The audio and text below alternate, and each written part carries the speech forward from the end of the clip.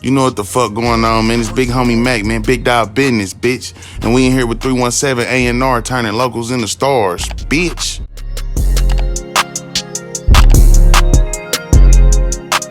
How y'all what? How y'all living? It's your boy Miles, D 317 A&R. Who we got in the building today, man? Boy, got 1Fergo in the building. Big Fergo, KFerg500 FTL crew with me, you know. Oh yeah, who we got sitting next to you, man? Yeah, it's the man, the myth, the legend, T5, AK, whatever y'all want to call him. However you want to address him, you feel me? We got B-Dot in the back, you feel me? Some might say he's the sexiest man alive. I ain't say it. No cap. For sure. So shit, I'm gonna just cut to the chase before we do the real interview shit. Alright. Tell them what we got coming in these next couple hours, bro. Man, 6 hours, man. Not even less than 6 hours. We got Forever Ferg Deluxe Now. It's been a long time. It's almost been 2 years since the first Forever Ferg. So For sure. It's about time we beefed it up for y'all. Out the gate. So shoot, before we get into all that, I'm gonna rewind real quick so we can get some background on you so people can know. Alright. So shoot, where you from? East side Indianapolis. Not far east, just regular east. I had to make the distinction. I mean, they was just debating on Twitter about that God, shit I'm today. from the regular east side. Like, where you from? Yeah. Shit. Talk about what you was doing before you started rapping. Shit, before I started rapping, I was in school. I went to college for a little bit. Just was trying to figure out what I wanted to do with myself, you feel me, like everybody else. Mm-hmm. And you feel me, just made it here, started making music. Shit. Started making music seriously like 2016, 2017, and it just led me here. For sure. What would you say made you start making music though? Like, was it a specific artist or like just freestyling? Because I know we've been on that. Freestyling, bro. Freestyle made me start making music, boredom, and shit. Just being a creative nigga, like you gotta find something to do with your time that's just useful. So niggas started rapping. For sure. Who influenced you? Who was you listening to before you started making music? Shit, I'm still the same people I'm listening to right now. For real, Chief Keef, Thug, Uzi is who I was listening to. That's what like got the creative shit flowing. But like my influences as far as like music go like way back to the old niggas like the J's and the Pox and the fucking Big L's, Mobb Deep. Jadakiss, like who responsible for that? Like who was older than you that put you on to that type shit, or did you find it yourself?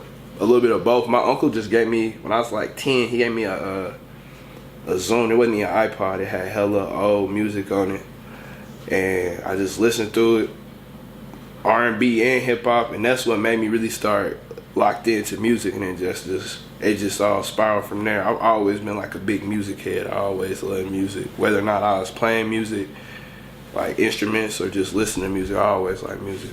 That's what's up. So when you first started rapping, like your first couple times in the studio, like actually making songs, was it easy to you, or was you like, man, I got some shit to work on, I gotta get in my bag deeper? I didn't realize I had shit to work on till somebody else told me. At first I was just rapping like the same freestyles I was doing when we was in the crib, just chilling with my niggas. Yeah. I was just applying that to the studio. So I'll pull up to the studio, same process, you feel me? Everybody else would get high, you smoke, just smoking, and then you feel me? You in the booth, you recording, and it's just, I'm freestyling the same way I was freestyling before.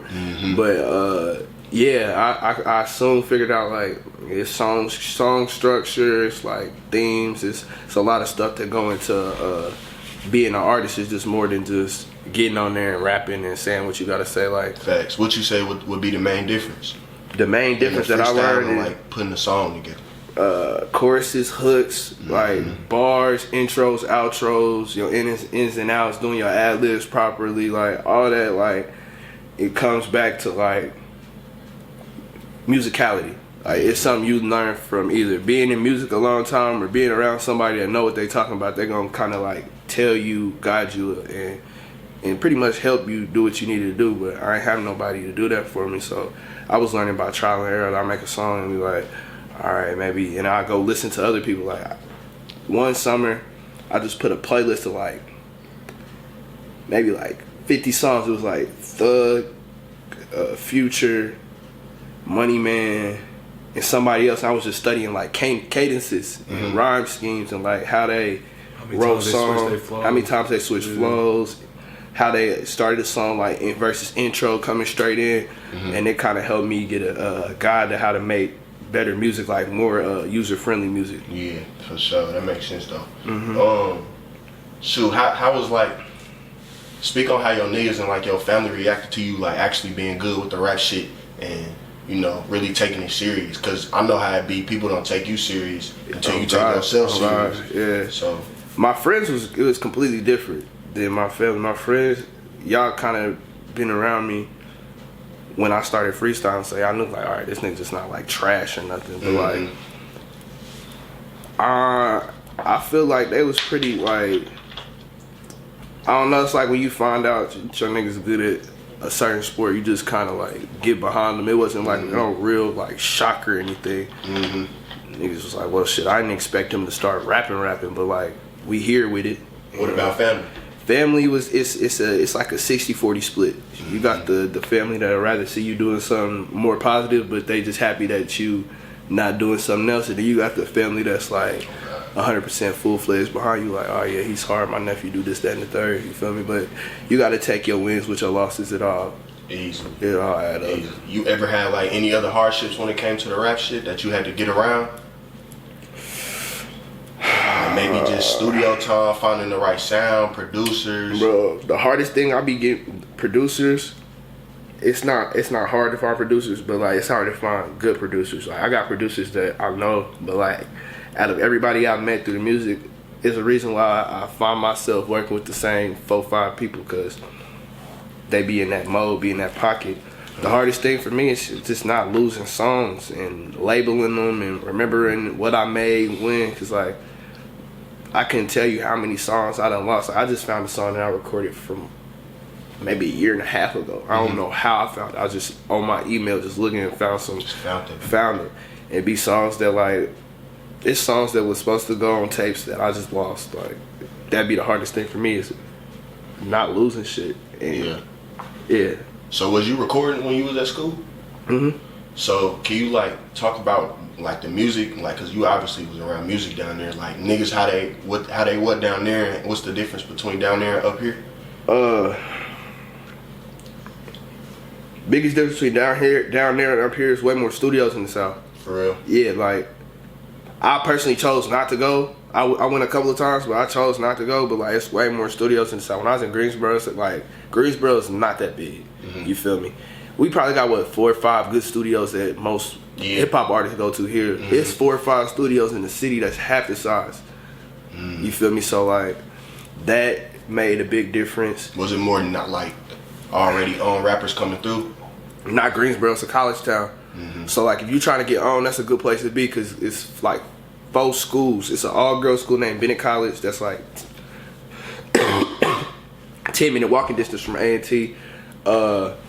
It's UNCG, and then like 2 other schools that I don't remember off the top of my head, but like if you trying to get on out there, you got a business, a clothing brand, music, you do hair, anything like entrepreneur, it's super easy to get on out there, because you know how it be in college. People be more receptive to because they don't got shit else to do. No, you feel me? And then they have a lot more live shows too.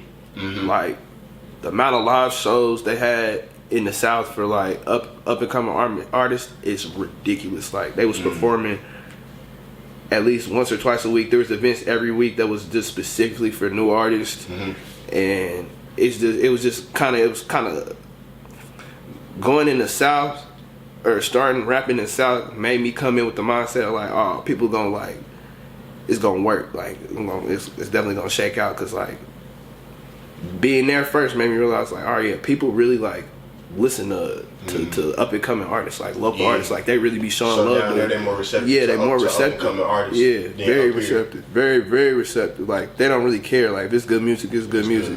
Oh, God. Here they don't want to. Like if somebody know you, like not even know you, but like if say somebody find my shit and they know somebody that know me personally, it's more of like a It was girls that I had class with and I would bump into at little music events. It's like, oh, I didn't know you rapping. They were super receptive. Like some of them still listen to my shit today. And it just goes to show like it's a different type of tempo out there. It's really that Southern hospitality shit real. I could've blew up a minute ago, but I kept it so patient and stayed in my lane. I could've fucked her a minute ago, but the sexual tension don't get to